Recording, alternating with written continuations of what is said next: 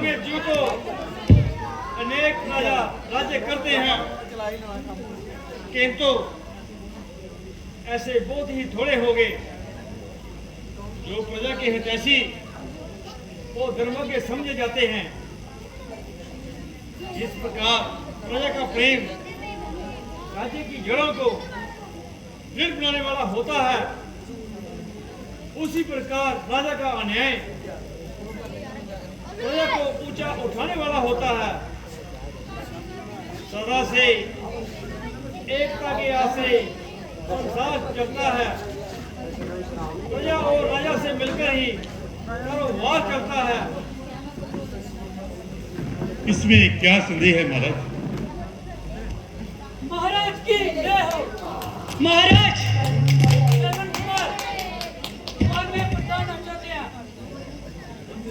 मंत्री जी जाइए, ओ श्रवण कुमार को सदर साहिब दरबार में ले आइए।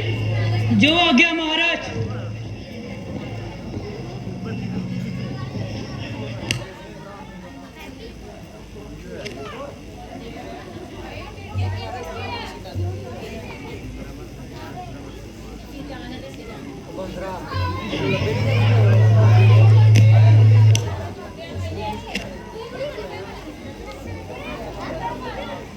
मात पिता के चरणों में थम झुकाकर शीश, याद करूं फिर आपको दीन बंधु जगदीश।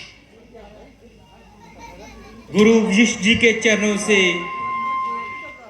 मैं पाऊं आदेश, नमस्कार है आपको दशरथ अवध नरेश। आहा, शुभ दिन, शुभ पल, शुभ घड़ी, शुभ अवसर, शुभ लाभ। श्रवण देव मम नगर में आए हुए निहाल। इष्ट देव सा मानकर तत्पर कट विचार, मातृ संसार में श्रवण एक अवतार। गुरुदेव बड़ा बनकर नहीं आया, मैं बालक बनकर आया हूं। तुम्हारे द्वार पर है नाथ, मैं जाचक बनकर आया हूं। हाँ हाँ कहो, अपने आगमन का कारण कहो। नाथ, जिस प्रकार बिना पति के पत्नी और बिना न्याय के राजा पाप की खान होता है, उसी प्रकार बिना माता पिता की भक्ति के एक पुत्र का जन्म नरक के कीड़े के समान होता है। आपको तो सब ज्ञात है कि मेरे माता पिता में सदैव का अंधापन है।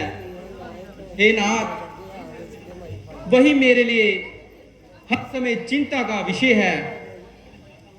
मैं चाहता हूं कि मिटे मेरा जीवन और आत्मा में उनकी बल आए। महारोगी बनूं मैं, दुख उनका दूर हो जाए, नुशाबर उन पर हो जाऊं। अगर कह दे जरा कोई, मैं अपने प्राण भी दे दूं, जो हो उनकी दवा कोई।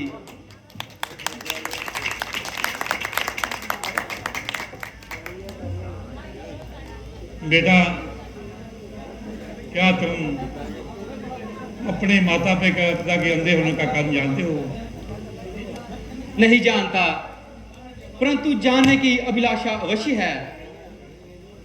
तो अच्छा, तो सुनो, तुम्हारे माता पिता सदैव के अंधे नहीं थे।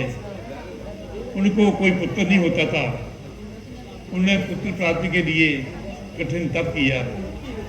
तब ब्रह्मा जी ने प्रसन्न होकर कहा, तुम्हारे भाग्य में पुत्र का मुख देखा नहीं है। हाँ, यदि तुम अंधा होना स्वीकार करो तो हम तुम्हें पुत्र दे सकते हैं। इस पर उन्होंने अंधा होना स्वीकार कर लिया।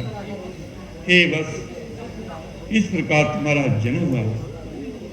इतनी ममता, ऐसी उदारता, पुत्र के कारण पृथ्वी पर सोए, सूखे पत्ते खाए, सर्दी गर्मी सही और अंत में अंधा होने की शर्त भी स्वीकार कर ली।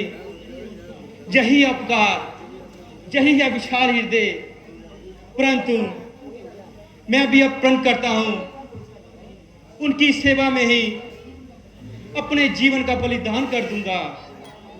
संसार को माता पिता की भक्ति दिखाते हुए अपने प्राणों का अंत कर दूंगा। अपनी चिंता कुछ नहीं, चिंता है उनके काम की, जिस तरह भी बन सके सूरत बने आराम की। धन्य हो संस्कार को तुम जैसे पुत्र की आवश्यकता है। बस नाथ, अब विलंब ना कीजिए और मेरी आशा शीघ्र पूर्ण कीजिए। तो सुनो, यदि तुम उनको प्रयाग, बद्रीनाथ, काशी और अरमेश्वर आदि समस्त तीर्थों की यात्रा कराओगे तो ईश्वर की कृपा से तुम सुख पाओगे। बना देता है मोती बूंद को तो शिव के घर में, उगाता है दाना खाक में और लाल पत्थर में।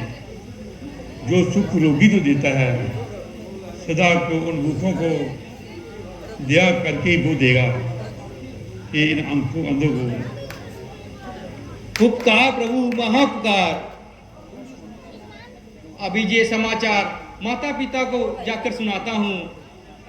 मैं खाली हाथ आया था और झोली भरकर जाता हूँ।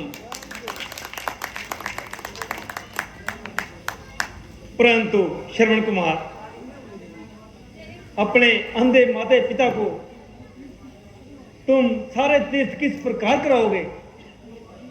दो अंधे प्राणियों को लेकर घने गंभीर वनों और पर्वतों की कंदराओं में किस प्रकार जाओगे? श्रद्धा के आधार पर, भक्ति के सहारे पर, गुरु वशिष्ठ जी के आशीर्वाद से और आपके प्रताप से बनाकर कांट की कांवर उन्हें कंधे पर चढ़ाऊंगा। फिरूंगा तीर्थों पर, उन्हें स्नान दान कराऊंगा। करूंगा उनकी पूजा, देव की पूजा समझ कर मैं झुकाऊंगा जे सिर भगवान की प्रतिमा समझ कर मैं। धन्य हो श्रवण कुमार, तुम्हारी मातृ भक्ति धन्य हो। क्यों न हो। माता पिता के चरणों में जिसका प्रेम प्रधान, उनको सुख संसार में, उसको सर्व महान। अच्छा महाराज, अब आज्ञा दीजिए ताकि मैं ये समाचार माता पिता को जाकर सुना सकूं। हाँ हाँ, जाओ। ईश्वर तुम्हारा निगाहवान हो।